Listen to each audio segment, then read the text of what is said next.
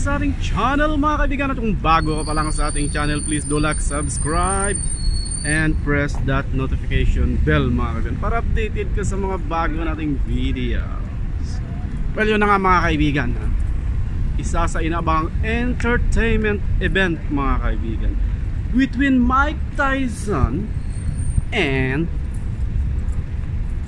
Jake Paul mga kaibigan.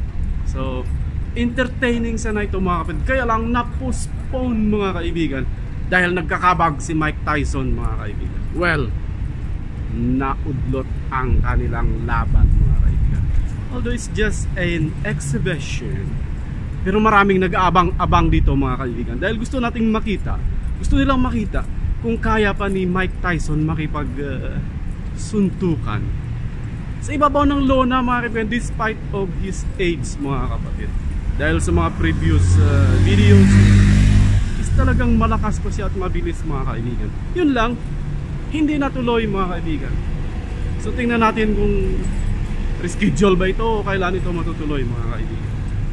So sana matuloy ito kasi excited na tayong makita yung mga may edad na, mga dating champion is malusog pa rin ang kanilang mga pangangatawan mga kaibigan.